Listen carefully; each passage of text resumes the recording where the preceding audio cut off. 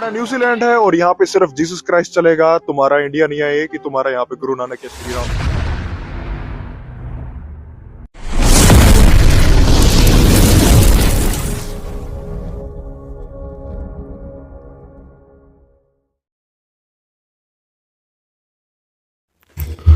दोस्तों, एक बार फिर से जय मसीह की, प्रेज द लॉर्ड।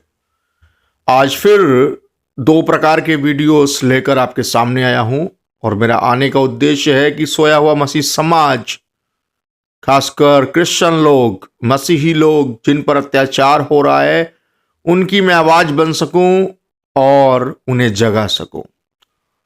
तो खैर, जगाने वाला मेरा परमेश्वर है, क्योंकि लगातार आप पर जो अत्याचार किए जा रहे हैं वो अत्याचार नाजायज़ हैं, लीगल नहीं है। वो जानबूझकर अपनी सत्ता की राजनीति के लिए ऐसा कर रहे हैं। तो पहला वीडियो है हमारे पास जिसमें बीजेपी की पार्षद एक अंधी लेडीज को, वीडियो आप सबने देखा होगा, लेकिन उस वीडियोस के द्वारा मैं बताना चाहता हूं, जो स्क्रीन में आपके बगल में है, ये वीडियो में ये बीजेपी की जो पार्षद है, इसने एक हमारे चर्च में घुसकर एक विकलांग महिला, जो आंखों से विकलांग थी, नेत्रहीन थी, उस महिला को बुरा भला कहकर नेत्रहीन महिला पर हाथ छोड़े। हालांकि कुछ हल्की धाराओं में एफआईआर हो गई हैं, क्योंकि ये लोग खाना पूर्ति करते हैं अपने लोगों के लिए, तो दुनिया को दिखाने के लिए ये करते हैं कि भाई मुकदमा हो गया है, एफआईआर हो गई, बड़ा ढिंढोरा पीटते हैं। लेकिन एज अ जर्नलिस्ट मैं जब मीडिया लाइन में था तो मैंने देखा कि लोग अपने लोगों को बचाने के लिए क्या करते हैं, एक हल्की फुल्की धारा 144, 161 लगाकर, 116, 115 लगाकर हल्की धाराओं में चालान कर देते हैं और वो मुचलके से छूट जाते हैं। तो इसको कोई कार्रवाई नहीं कहते। एक्चुअल में कार्रवाई किसी के मान सम्मान पर चोट पहुंचाई, एक धार्मिक जगह पर घुसे हैं तो धारा 153A के तहत कार्रवाई होनी चाहिए। लेकिन अभी क्या हो रहा है ना, बीजेपी बड़ी शातिर हो गई है, अपने पार्षद विधायकों को बचाने के लिए, दुनिया को संतुष्ट करने के लिए, खासकर उन लोगों को जो विरोध कर रहे हैं उनको संतुष्ट करने के लिए छोटी सी धाराओं में अपने लोगों का निपटारा कर रही है। इससे क्या हो रहा है, जनता भी खुश, नेता भी खुश और जो आरोपी है वो भी खुश। तो भैया ये खेल है बीजेपी का, इससे समझिए। बहुत सारे मसीह लोग नहीं समझते, जब उनके चर्च में बजरंग दल घुसता है और जब वो आवाज उठाते हैं, पहले तो सुनी नहीं जाती, बहुत टहलाया जाता है थाना पुलिस में हर जगह पर, और लोगों को नॉलेज नहीं होता कहाँ जाएं। जब पुलिस नहीं सुन रही तो हम किसको बताएं अपना दर्द। तो बेचारे जो जानकार नहीं है वो बस शांत बैठ जाते हैं। लेकिन जो जानकार हैं वो कोर्ट का सहारा लेते हैं, और कोर्ट में बहुत ज़्यादा पैसा खर्चा नहीं होता है, 10 से 15 हज़ार, 8 हज़ार में भी काम हो जाता है अगर जैसा वकील होगा आपका। तो धारा 156 सेक्शन 156(3) के तहत कोर्ट से मुकदमा दर्ज हो जाता है, और कोर्ट से जो भी मुकदमा आप कराएंगे, जो भी मामला उसमें आप लिखेंगे, उसी मामले के तहत पर कोर्ट बिना पक्षपात किए वो मुकदमा दर्ज करती है। लेकिन पुलिस के पास जब बार बार जाते हैं, नेताओं का जब प्रेशर पड़ता है, तो पुलिस क्या करती है, हल्की धाराओं में आपको संतुष्ट करने के लिए आरोपी से भी मिल जाती है, उससे पैसा खा लेती है, उनको भी संतुष्ट करने के लिए पुलिस कहीं की भी हो, सब ऐसे ये डग्गे मार हैं, ठीक है।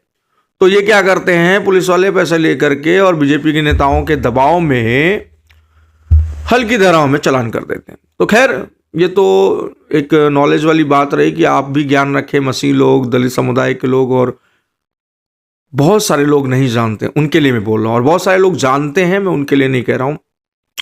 तो इस वीडियो में मैं आपका स्वागत करता हूँ। जय मसीह, जय भीम, जय यीशु मसीह, भारतीय संविधान जिंदाबाद। आप संविधान के दम पर भारत देश में अभी भी सुरक्षित हैं, और जिस दिन इन मनवादियों ने संविधान खत्म किया, आप चाहे क्रिश्चियन हो, चाहे मुस्लिम हो, चाहे दलित भाई हो, चाहे ओबीसी हो, वो खत्म हो जाएंगे देश से, क्योंकि राज और गुलामी के लिए मनवादी एक षड्यंत्र रच रहे हैं। इसके लिए आपको खड़े होना है।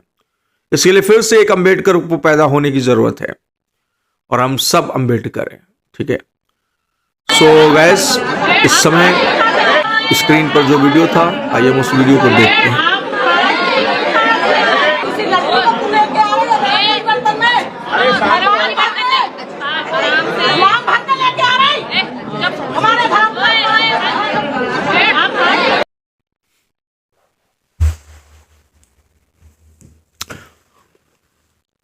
तो आपने इस वीडियो को देखा, एक तरफ भारत के अंदर चर्चेस में घुसकर महिलाएं, पुरुष सभी ने हमारे मसीह समाज के लोगों को दबाने की कोशिश की, और ये इसलिए हुआ क्योंकि आप आवाज़ नहीं उठाते।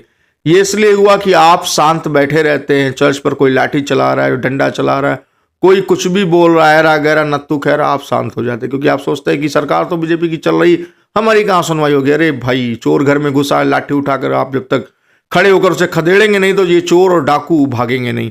इसलिए आपको अपनी आत्मरक्षा के लिए, जिसे कोड भी सब देता है अधिकार कि आप आत्मरक्षा में अपने बचाव में कुछ भी कर सकते हैं।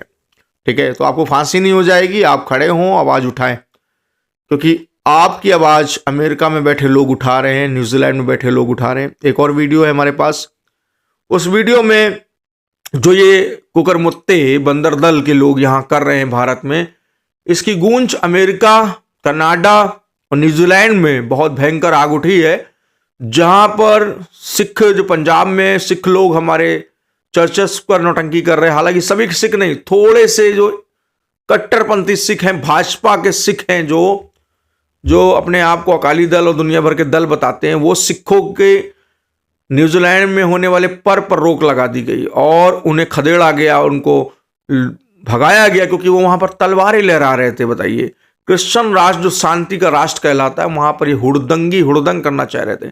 तो सिखों को भी एक सीख मिली है, और वहीं हिंदू रिलीजन के लोग भी अपना कुछ ना कुछ नौटंकी कर रहे थे, तो उस नौटंकी पर रोक लगा दी है वहां के लोकल लोगों ने। अब लोकल क्रिश्चियन चर्च कम्युनिटी के लोग खड़े हो रहे हैं विदेशों में, लेकिन शर्म की बात है कि भारत के अंदर क्रिश्चियन कम्युनिटी के चर्च के लोग अभी भी सो रहे हैं। ठीक है, क्रिसमस में केक खा के, कॉफी पी के सो गए हैं। अरे भाई, खड़े हो, अधिकार की बात करो और लड़ो अपने हक के लिए, कलम की लड़ाई लड़ो, नहीं लाठी डंडे के लिए बोल रहा हूं मैं। हालांकि प्रभु ने कहा इसके पास तलवारें ना हो, तलवार लेकर रख ले। वो किसके लिए वचन है, जरा उस पर गौर करिएगा, और कभी समय हुआ तो मैं आपको इस वचन की व्याख्या बताऊंगा। ठीक है, यीशु मसीह ने अपने चेलों को भेजा और कहा, यदि तुम्हारे पास तलवारें ना हो तो अपना बटुआ, अपना जो कुछ है उसे बेचकर एक तलवार मोल ले, है ना। तो किसी चेले ने कहा, प्रभु देख यहां 2 तलवारें हैं। उसने कहा बहुत है। मतलब क्या है? जब हम फील्ड पर प्रभु हमें भेज रहा था, उसने कहा अपनी आत्मरक्षा के लिए तुम खाली हाथ, छूछे हाथ मत जाना, तुम बहुमूल्य हो, तुम जगत की ज्योति हो, तुम जगत का नमक हो, इसलिए मैं तुम्हें खोना नहीं चाहता, प्रभु ने कहा। और हमारा रक्षक यहोवा है, तो फिर डरने की क्या बात।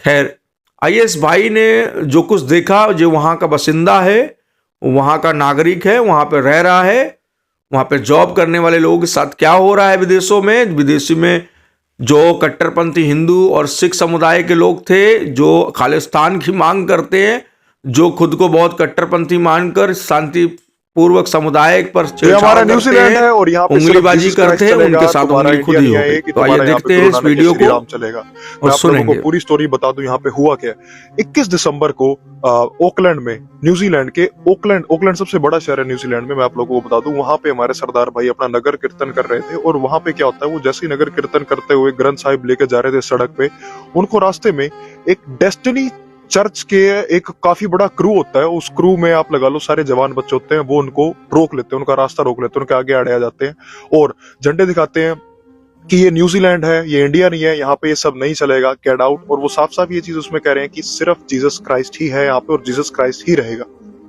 सब दंग रह गए। आपको ऊपर वीडियो दिख रही होगी, एक तरफ सरदार नारे लगा रहे हैं कि वाहेगुरु जी के खालसा वाहेगुरु जी की फतेह, और उधर वो जीसस क्राइस्ट के नारे लगा रहे हैं। पर आप लोग एक चीज सोचो यार, जरूरत क्या है ये चीज करने की। मैं मानता हूं, देखो मैं हिंदू हूं, मैं जाट हूं, और मैं सिर्फ ये सरदारों के लिए नहीं, मैं हिंदुओं के लिए बोल रहा हूं। जैसे हमारे वाले भी यहाँ पे रैलियां निकालने शुरू कर देते हैं। यार आप एक पॉइंट समझो, आप भी प्रवासी हो इनके देश में, ये आपकी कंट्री नहीं है कि आप अपना झंडे लेके सड़क पर उतरोगे। ठीक है, आपको काम करने दे रहे हैं, आपका धर्म फॉलो करने दे रहे हैं, इट इज वेरी गुड, आप करो, धर्म को फॉलो करो। पर ये सब ऐसे रैलियां निकालना, ऊपर वीडियो भी दिख रही होगी जिसमें हमारे सरदार भाई तलवार लेके सड़कों पर दौड़ रहे हैं फौरन में। यार अगर ऐसी ऐसी चीजें होंगी ना, हमारे लिए तो नॉर्मल है क्योंकि हम तो इंडिया वाले जानते हैं कि इनके धर्म में है, पर इशू कहाँ आएगा, यहाँ के सिटीजन्स ये हरकतें देखकर डरेंगे, ये समझेंगे कि ये हो क्या रहा है। आपको सबसे बड़ा एग्जांपल दे दूं, जब ये मेरा यसु यसु या पंजाब में हरियाणा में करते हैं, भाई हम क्या करते हैं, इनके मुंह पर मार के इनको भगाते हैं, ठीक है। जो बिहारी लोग होते हैं, आप खुद सोचो, आप घर का एक दिन दरवाजा खोल रहे हो और बिहारी लोग सारे लाठी डंडे लेकर रैलियां निकाल रहे हैं, तो आपको कैसा लगेगा? आप अपने ही घर में एक आतंक वाली फील लेके बैठोगे, आपको इतना गुस्सा आएगा, आप उन सबको बाहर निकाल के मारोगे। तो वही सेम चीज यहीं पे हो रही है भाई, आप लोगों को क्यों समझ में नहीं आ रही है? इस टाइम पे मैं सरदार को गलत नहीं बोल रहा हूँ, मैं किसी रिलीजन को गलत नहीं बोल रहा हूँ भाई, सरदार भी हमारे अपने, पर गलती समझो यहाँ पे हो क्या रही है। धर्म को फॉलो करो, कोई बात नहीं है, पर अपना रिलीजन अपने घर तक रखो, सड़कों पर मत लेकर आओ, वो उनका देश है, आप प्रवासी हो वहां पे। इससे ये पता चलता है कि हमारे इंडिया में ही सभी धर्मों को इज्जत मिलती है। हम चाहे उसको तोड़ के खालिस्तान की बात करने गए, चाहे हम उसको सिर्फ हिंदुस्तान की बात करें, चाहे हम उसको मुस्लिम के लिए गए, जो इज्जत आपको इंडिया में मिलती है वो किसी और कंट्री में नहीं मिलती। न्यूजीलैंड तक में ये काम हो गया। और ये जो चर्च था, मैं आप लोगों को बता दूं, इसका जो मेन लीडर था उसका नाम था ब्रायन ब्रायन और समथिंग, उसका लास्ट में नाम भूल गया, पर उसका नाम था ब्रायन। वो ब्रायन नाम का, वो ऑलरेडी ये चीज कह रहा है कि ये लोग आते हैं, हमारे बिजनेसेस, हमारी नौकरियां, सब कुछ छीन के ले जाते हैं, इन्होंने बुरा हाल मचा दिया, तो ये लोग डिजर्व नहीं करते यहाँ पे रहना, ऐसा बिल्कुल नहीं होना चाहिए, इन लोगों को यहाँ से निकालना। हमारे बिजनेस, हमारी जॉब्स, ये सब कुछ लेके जाने लग रहे हैं। तो यही मेरा अपडेट था। मैं तारा बेगम चहल, अमेरिका कंट्री का एक्सेट था। तो गाइस, इस वीडियो को आपने देखा, इसमें ये भाई बता रहा है कि जो हरकतें भारत में ये लोग करेंगे, उसकी आग, उसकी लपट और उसकी हवा, जो भी आप कह लीजिए, हमारे बाहर रहने वाले मसीही भाई बहनों के कानों तक ये आवाज़ जरूर जा रही है और लगातार जा रही है। और अभी कई लोगों के रिलेटिव फॉरेन में रहते हैं जो इंडिया में हैं। वैसे ही मेरा एक फ्रेंड है, मैंने उससे शेयर की थी, उसे सारी चीज़ें भेजी, उसने सोशल मीडिया पर मेरे साथ FB पर कनेक्ट है।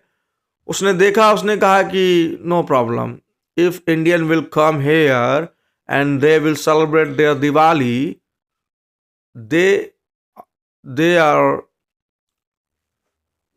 Never thought that we Indian will do, we foreigner will do bad act with them।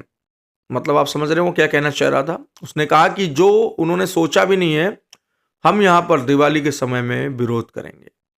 तो भैया, तुम यहाँ क्रिसमस मत मनाने दो। और क्रिसमस ईसाइयों के लिए, कुछ समुदाय के लिए इम्पोर्टेंट है, कुछ के लिए नहीं इम्पोर्टेंट है, ये भी बता दूं मैं आपको, ठीक है। क्योंकि कुछ समुदाय 21 को क्रिसमस मना लेते हैं, कुछ 28 को, 29 को मना लेते हैं, उन्हें 25 से मतलब नहीं है।